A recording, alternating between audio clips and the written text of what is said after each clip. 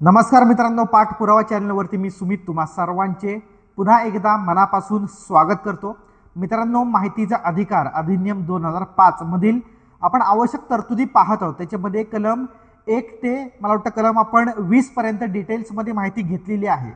या कायद्यातील कोणकोणत्या तरतुदी किती आवश्यक आहेत आणि त्याच्यामध्ये काय काय महत्त्वाच्या गोष्टी आहेत याची तपशीलवार सिरीज आपण सुरू केली आहे। आणि या संदर्भात मला वाटतं 7 ते 8 याच्यापेक्षा सुद्धा जास्त व्हिडिओ आपण बनवलेले आहेत। काही महत्त्वाच्या कलमांवरती आपण सेपरेट व्हिडिओ बनवलेले आहे, जेणेकरून त्यातल्या तरतुदी एकदम व्यवस्थित आपल्याला कळाव्यात। जेणेकरून जसं की मागच्याच काही दोन महत्त्वाच्या आपण व्हिडिओ बनवल्या, तो म्हणजे कलम 19 नुसार अपिलाच्या काही तरतुदी आहेत या आपण अभ्यासला। त्याच्यानंतर कलम 20 विषयी आपण माहिती घेतली। त्याच्यामध्ये आपण शास्त्रीय दंडाच्या कोणत्या तरतुदी आहेत याच्याविषयी माहिती घेतली। आणि त्याच्यानंतर पुढचा आज जो विषय आता आपण बघणार आहोत तो म्हणजेच या कायद्यातील म्हणजेच माहिती अधिकार अधिनियम मधील कलम 21 विषयी माहिती घेणार। तर कोणताही उशीर न करता आपण आपल्या व्हिडिओला तपशीलवार सुरुवात करूया। तर मित्रांनो, या ठिकाणी मागे स्क्रीनवरती तुम्हाला दिसतंय प्रकरण 6 संकीर्ण।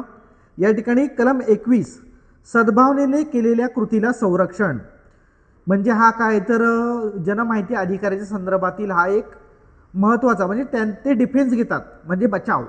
जनमाहिती अधिकारी या कलमाचा बचाव भरपूर घेतात।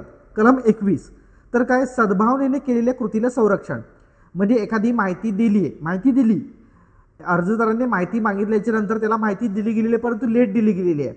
आणि अशा कंडिशनमध्ये जर एखादा नागरिक असेल त्यांनी जर अपील दाखल केला आणि विहित मुदतीमध्ये माहिती मिळाली नाही म्हणून जर या ठिकाणी त्याला दंड व्हावा, शिक्षा व्हावी यासाठी त्यांनी पुढे अपील वगैरे तक्रारी वगैरे केल्या, तर अशा केसमध्ये कलम 21चा आधार हा जनमाहिती अधिकारी घेतात की मी जाणून बुजून हे नाही केलंय, मला माहिती देण्यासाठी विलंब का झाला, तर त्याचे रिसर तो कारण मासिका देतो। आणि त्यानुसार सद्भावनेने म्हणजे त्यांनी जाणून बुजून एखादी गोष्ट केलेली नाही आहे म्हणून त्याला सद्भावनेने केलेल्या कृतीला संरक्षण दिले जाते। अशा प्रकारचा एक थोडक्यात स्पष्टीकरण त्याचं आहे। तर बघा, या अधिनियमान्वये किंवा त्याखालील केलेल्या कोणत्याही नियमान्वये सद्भावनेने केलेल्या किंवा करण्याचे अभिप्रेत असलेल्या कोणत्याही गोष्टीबद्दल कोणत्याही व्यक्तीविरुद्ध कोणताही दावा, खटला किंवा अन्य कायदेशीर कारवाई दाखल करता येणार नाही। याच्यामध्ये व्यक्ती पण असेल किंवा जनमाहिती अधिकारी असेल किंवा कोणी असेल, याच्यामध्ये कृत्य महत्त्वाचं आहे। गिल्टी इंटेन्शन म्हणजे त्याचं इंटेन्शन म्हणजे उद्देश महत्त्वाचा आहे। उद्देश जर एखाद्याला क्षती पोहोचवण्याच्या दृष्टीने किंवा एकाला हानी पोहोचवण्याच्या दृष्टीने जर असेल की जाणून बुजून या व्यक्तीला आपण त्रास देऊया असं खात्री पटली असेल आयोगाची, म्हणजे राज्य माहिती आयोगाची खात्री पटली की जाणून बुजून या ठिकाणी अर्जदाराने जनमाहिती अधिकाऱ्याला त्रास दिलाय किंवा जनमाहिती अधिकाऱ्याने अर्जाला त्रास दिलाय असं जर झालेल तरच त्याला त्या पुढच्या तरतुदी लागू होतात, नाही तर सद्भावनेने केलेल्या कृतीला संरक्षण दिले जाते। पुढे बघा, कलम 22 या अधिनियमाचा अधिभावी परिणाम असणे। या अधिनियमाच्या तरतुदी या शासकीय गुपिते अधिनियम 1923 यामध्ये त्यावेळी अंमलात आलेल्या अन्य कोणत्याही कायद्यामध्ये किंवा या अधिनियमाखेरीज कोणत्याही अन्य कायद्याच्या आधारे अंमलात असणाऱ्या कोणत्याही संख्येलनामध्ये त्यांच्याशी विसंगत असे काही अंतर्भूत असले तरी अंमलात येतील। शासकीय गुपिते, तर पुढे बघूया आपण कलम 23 न्यायालयाच्या अधिकारितेस अडकाठी। कोणतेही न्यायालय या अधिनियमाने दिलेल्या कोणत्याही आदेशाच्या संबंधातील कोणताही दावा, अर्ज किंवा इतर कारवाई दाखल करून घेणार नाही आणि त्या अधिनियमान्वये केलेल्या अपिलाद्वारे असेही त्याखेरीज असा आदेश प्रश्नास्पद करता येणार नाही। या ठिकाणी न्यायालयाच्या अधिकारितेस आडकाठी म्हणजे या प्रकरणासंदर्भात माहिती अधिकाराच्या प्रकरणासाठी कोणत्याही न्यायालयात दावा दाखल करता येणार नाही असं स्पष्ट या ठिकाणी अर्ज किंवा इतर कारवाई दाखल करून घेता येणार नाही असं या ठिकाणी म्हणलेलं आहे।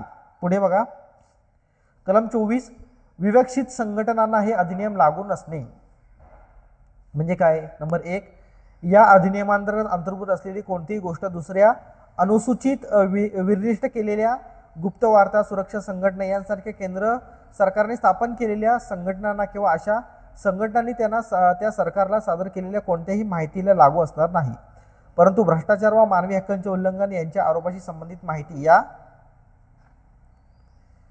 या पोटकलमान्वये वगळता येणार नाही। तर मित्रांनो, या ठिकाणी सुरक्षा संघटनांना हा कोणताही लागू होणार नाही हा अधिनियम, परंतु आणखी असे की मागितलेली माहिती मानवी हक्कांच्या उल्लंघनाच्या आरोपासंदर्भात असल्यास ती माहिती केंद्रीय माहिती आयोगाची मान्यता मिळाल्यावरच पुरवण्यात येईल आणि कलम 7 मध्ये काहीही अंतर्भूत असली तरी अशी माहिती विनंतीचा अर्ज मिळाल्याच्या दिनांकापासून 45 दिवसांच्या आत देण्यात येईल. नंबर 2 बघा, केंद्र सरकारला राजपत्रातील अधिसूचनेद्वारे त्या सरकारने स्थापन केलेल्या अन्य कोणत्याही गुप्तवार्ता किंवा सुरक्षा संघटना अनुसूचीमध्ये समावेश करून किंवा त्यामध्ये अगोदरच विनिर्दिष्ट केलेली कोणतीही संघटना त्यामधून वगळून अनुसूचीमध्ये सुधारणा करता येईल. अशी अधिसूचना प्रसिद्ध झाल्यावर अशी संघटना यथास्थिती अनुसूचीमध्ये समाविष्ट असल्याचे किंवा अनुसूचीमधून वगळल्याचे मानले जाईल. पुढे कलम 3, पोटकलम 2 अन्वये काढलेली प्रत्येक अधिसूचना संसदेच्या प्रत्येक सभागृहासमोर ठेवण्यात येईल. पुढे बघा नंबर 4, अशा गुप्तवार्ता सुरक्षा संघटना या राज्य शासनाने स्थापन केलेल्या संघटना असल्याचे शासनाने राजपत्रातील अधिसूचनेद्वारे वेळोवेळी निर्दिष्ट केलेले असल्यामुळे या अधिनियमात अंतर्भूत असलेली कोणतीही गोष्ट त्यांना लागू होणार नाही. या ठिकाणी बघा, परंतु भ्रष्टाचार व मानवी हक्कांचे उल्लंघन यांच्या आरोपाशी संबंधित या पोटकलमाने वगळण्यात येणार नाही. पुढे बघा, परंतु आणखी असे की मागितलेली माहिती मानवी हक्कांच्या उल्लंघनाच्या आरोपासंदर्भात असेल तर अशी माहिती राज्य माहिती आयोगाची मान्यता मिळाल्यावरच देता येईल आणि कलम 7 मध्ये काही अंतर्भूत असली तरी अशी माहिती विनंतीचा अर्ज मिळाल्याच्या दिनांकापासून 45 दिवसांच्या आत पुरवण्यात येईल. पुढे बघा, पोटकलम 4 अन्वये काढलेल्या प्रत्येक अधिसूचना राज्य विधानमंडळासमोर ठेवण्यात येईल. तर बघा, क्रमांक CRTI 2005 CR दिनांक ऑक्टोबर माहितीचा अधिकार अधिनियम 2005/22 याच्या कलम 24 चे उपकलम 4 अनुसार प्राप्त अधिकारांचा वापर करून महाराष्ट्र शासनाचा असा खुलासा करत आहे की पुढील गुप्तवार्ता व सुरक्षा संघटनांना महाराष्ट्र शासनाने स्थापन केलेल्या सदर अधिनियमातील तरतुदी लागू होणार नाही. पुढील म्हणजे कोणत्या सुरक्षा संघटनेत आपण आता बघूया त्या नेमकी.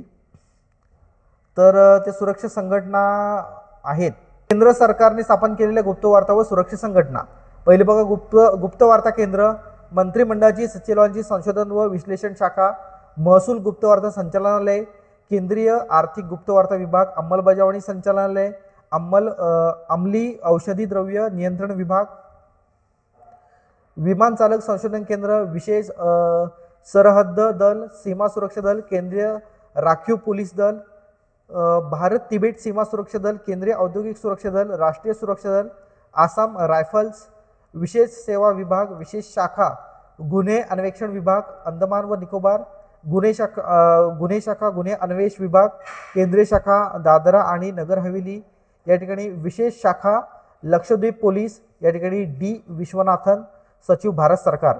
तर या सुरक्षा संघटना आहेत, याच्यामधील माहिती आपण मागू शकत नाही. मित्रांनो, बऱ्याचशा वेळेला मी तुम्हाला सांगितले की या सगळ्या देशाच्या सुरक्षेशी संबंधित असलेल्या संघटना आहेत आणि ही माहिती प्रकट झाल्याने देशाच्या सुरक्षेला बाधा निर्माण होऊ शकते आणि देशाच्या सुरक्षेशी संबंधित अशी कोणतीही माहिती आपल्याला प्रसिद्ध करता येत नाही. तर मित्रांनो, असा हा त्यामागचा उद्देश आहे. आणि मित्रांनो, अतिशय महत्त्वाची माहिती आपण घेतली. याच्यामध्ये आपण कोणते कोणते कलम पाहिले तर या ठिकाणी मी तुम्हाला सांगू इच्छितो की पुढे तुम्ही बघाल तर